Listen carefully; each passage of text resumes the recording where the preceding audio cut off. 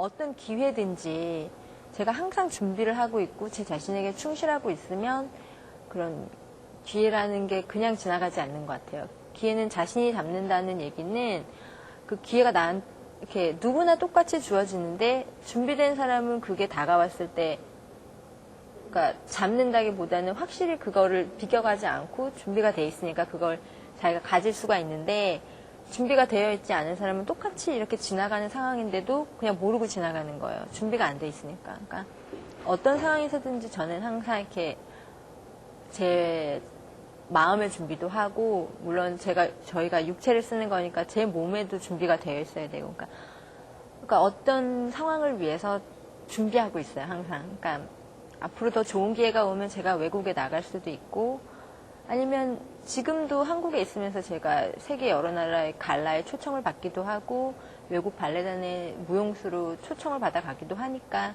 그런 기회들도 괜찮고, 저나 뭐 이원국 씨 같은 경우나 이렇게 행운인지 대중에게 많이 알려지게 됐어요. 마침 또 저희가 한참 춤추는 시기에 발레가 많이 대중화되는 시기였기 때문에 더 그 시기라는 게 또 중요하잖아요. 그러니까 그 시기에 맞물려서 더 이렇게 이름이 알려지게 된 것 같아요. 근데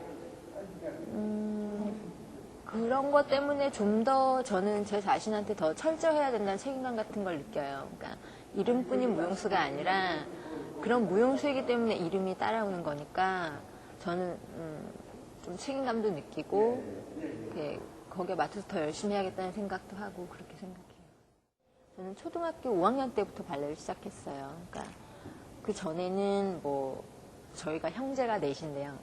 언니, 오빠, 저 여동생이 있는데 저희 부모님들이 예술이라는 걸 좋아하세요. 그래서 뭐 애들이 많으니까 집으로 이렇게 선생님들이 많이 오셨어요. 뭐 플룻도 해봤고 성악도 해봤고 뭐 피아노, 바이올린, 미술 뭐 이런 거 다 했는데 강요를 하신 건 아니고 여러 가지 접할 기회를 많이 주셨어요. 근데 저희 먼 친척 이모님 중에 발레를 하시는 분이 있었어요. 그래서 저희 4명이 다 발레를 시작했거든요. 오빠까지. 근데 지금까지 하는 건 다들 이제 셋 다 예술은 안 해요. 근데 그렇게 해서 시작하게 못했어요, 저는 발레를. 근데 다른 사람들에 비해서는 좀 늦게 시작한 편이에요. 한국에서 이렇게 처음이자 마지막으로 있었던 볼쇼이 발레 학교 선생님들이 특강이 있었어요. 그러니까 그때 저는 몰랐는데 제 친구가 너무너무 재밌대요. 그래서 마지막 한 4일 정도를 제가 참여를 해서 했는데 거기 선생님께서 너는 여기 있지 말고 러시아 가서 기본을 튼튼히 하자. 그래서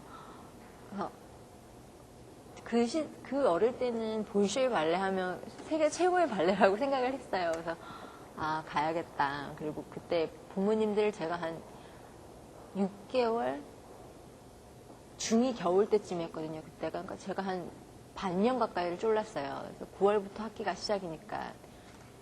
그래서 그러면 어디 한번 가보자. 그리고 갔어요. 그랬더니 생활이 너무 열악한 거예요. 그때 92년도니까 한참 개방된 지 얼마 안 됐을 시대였고. 근데 그 수업하는 걸 보니까 그 의식주조차 제대로 갖춰지지 않은 나라에서 그 수업만큼은 세계 어디보다도 최고급 수준으로 홀 같은 경우도 너무나 아름답게 만들어 놓고 부모님들께서도 아, 얘가 원하는 게 여기에 있구나. 그래서 이해를 해 주시고 저를 혼자 거기다 놔두고 두 분 다 한국으로 오셨어요. 근데 처음에는 제가 한 달 가까이 매일 울었어요. 그러니까 근데 지내다 보니까 친구들이랑도 친해지고 제가 6년 가까이 있었는데 초창기에는 그랬어요. 그러니까 수업하는 시간은 오히려 재밌어요. 근데 수업 다 끝나고 혼자 기숙사에 있거나 아니면 이렇게 쉬는 날, 일요일 같을 때는 너무너무 외로운 거예요.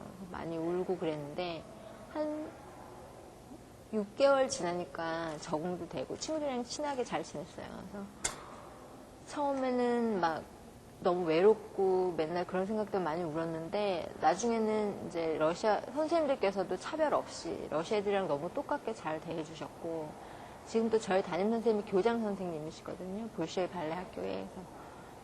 그 마리나 레오노바라는 선생님인데 제 인생에 있어서 아주 중요한 제 스승님이세요. 그분한테 많은 가르침도 받았고 이번에도 11월에 볼쇼이 발레 학교 100주년 기념 갈라 공연이 있어요. 그러니까 세계로 나가 있는 볼쇼이 발레 학교 출신들의 스타들이 다 와서 공연을 하는데 그 갈라에도 초청을 해주셨어요. 근데 이제 발레단 스케줄이랑 어떻게 될지 모르겠는데 그 정도로 아직까지도 너무 저를 챙겨주시고 저도 러시아는 제2의 고향처럼 그 학교 생활 생각하면 재충전도 되는 것 같고 좀 더 긴장할 수 있는 그런 기분도 들고 좋았어요, 2년 동안.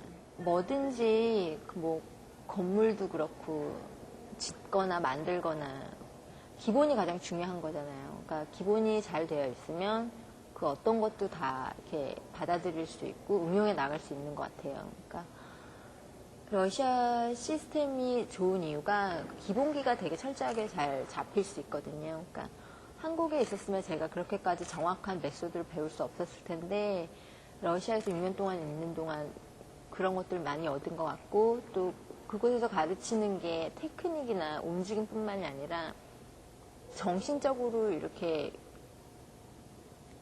아름다운 걸 많이 받아들일 수 있고 예술을 표현할 수 있는 그런 부분들도 대단히 많이 가르쳐줘요. 그러니까 그런 예술적인 부분에 있어서도 대단히 많이 배웠어요.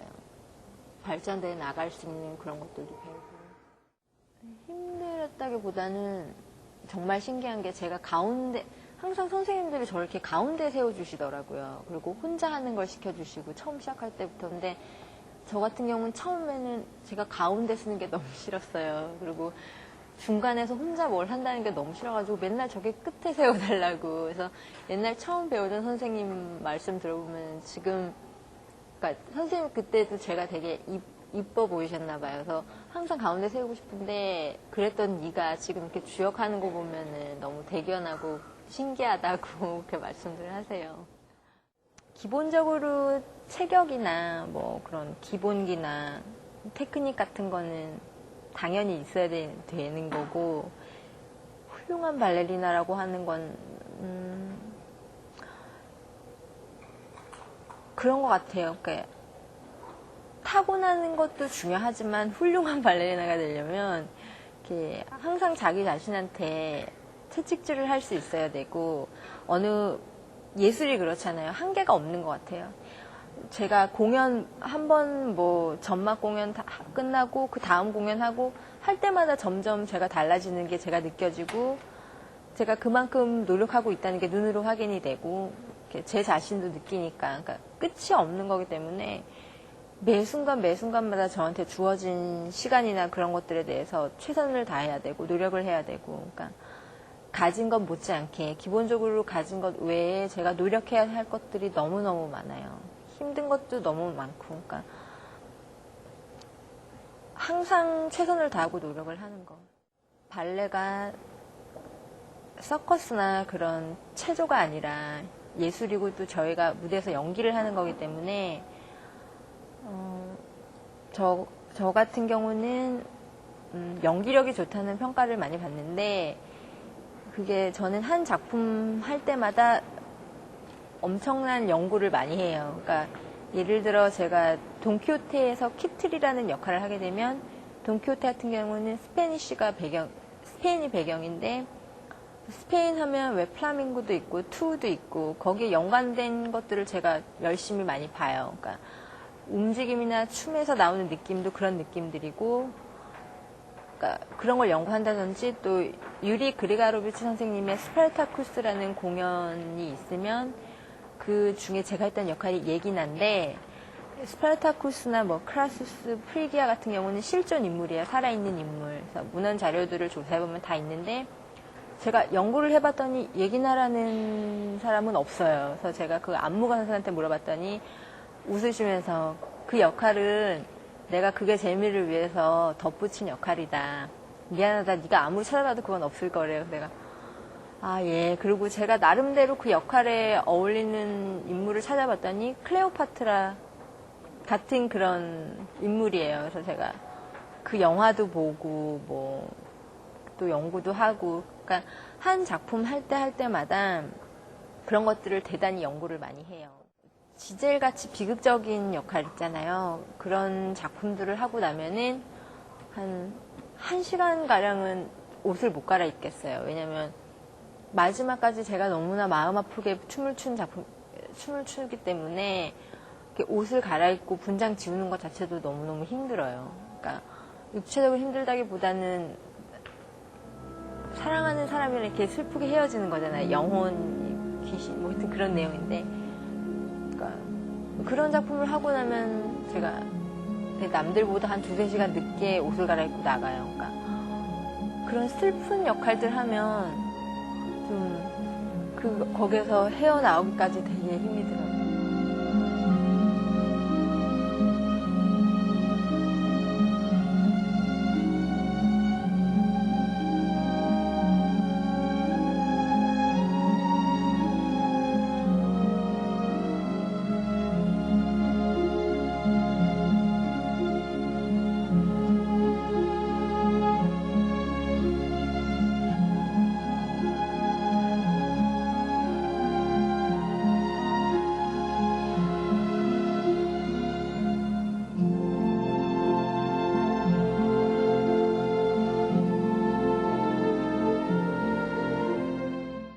알려진 거에 의하면 발레리나들 발 못생겼잖아요.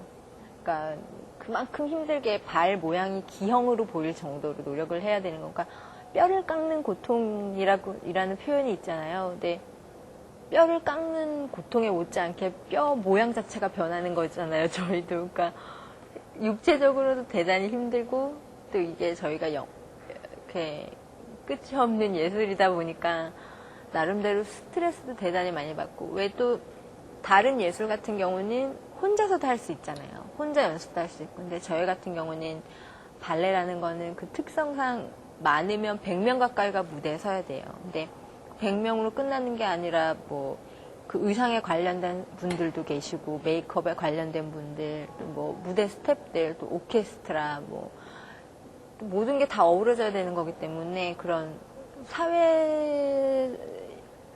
사회성도 대단히 필요한 예술이고 또 주역들 같은 경우는 그 3시간 동안 그걸 이끌어 나가야 되니까 그런 책임감도 있고. 그러니까 저 무대에 올려진 것만 봐서 너무나 아름다운데 거기에 못지않게 대단히 힘든 점들도 많아요.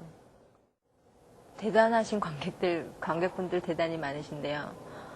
그러니까 오히려 무용수들보다 더 많은 작품을 많이 보고 연구하신 분들도 많을 정도로 고정 관객들이 지금 국립발레단 같은 경우는 대단히 많으세요. 또 저희가 동호회라는 게 있기 때문에 거기 회원수도 1000명 이상 가까이 되고요. 또 요즘은 이렇게 평론가 선생님들 못지않게 관객 수준이 대단히 높아졌어요. 그러니까 무용수들이 더 긴장하고 열심히 해야 돼요. 발레는 리허설이다. 저는 그렇게 생각해요. 그러니까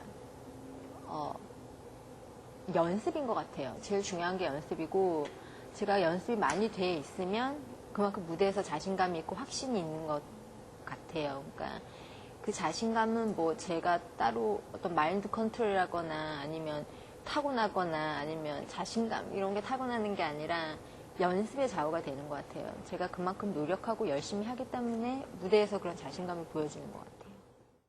예술이라는 그 장르 특성상 그런 대중가요나 그런 연예계 그런 거에 비해서 그런 스타라는 개념이 별로 이렇게 딱 잡혀 있거나 사람들에게 많이 알려져 있지는 않은데요. 대단히 중요하게 작용을 해요. 왜냐면은 그 발레가 100년 이상, 200년 이상 되고 있는 프랑스나 뭐 러시아 같은 경우도 관객들이 표를 살 때는 누가 춤추는 날 표를 사는지가 중요하거든요. 그러니까 그 뭐 아주 유명한 뭐 볼시에 발레단 같은 경우도 관객들이 볼시에 발레단을 보기 위해서 표를 사는 경우도 있지만 거의 대다수의 사람들은 무슨 무용수가 추는 날 무슨 작품을 봐야겠다. 그러니까 그 스타라는 개념이 대단히 중요해요. 그러니까 그 어떤 무용수를 보기 위해서 처음에는 다들 그렇게 시작을 하고 관심을 갖게 되니까. 그러니까 대단히 중요한 것 같아요. 파트너가 남편보다 더 가깝다는 얘기도 있어요. 무용수들 사이에서는. 그런 얘기도 있고, 왜냐면 둘이서 하나가 돼야 되니까 대단히 힘든데 정말 많이 싸우기도 하고요. 서로 이렇게, 왜냐면 주역까지 할 정도면 둘 다 자기 주장이 대단히 강하잖아요. 그러니까 너무나 다른 두 사람이 만나서 하나가 돼야 되니까 거기서 오는 스트레스도 많고, 근데 파트너를 오래 하다 보면 이제 둘이 눈빛만 봐도 이렇게 기분이나 아니면 이렇게 무대에 섰을 때 어떤 느낌인지 딱 알아요. 그러니까 대단히 중요하죠.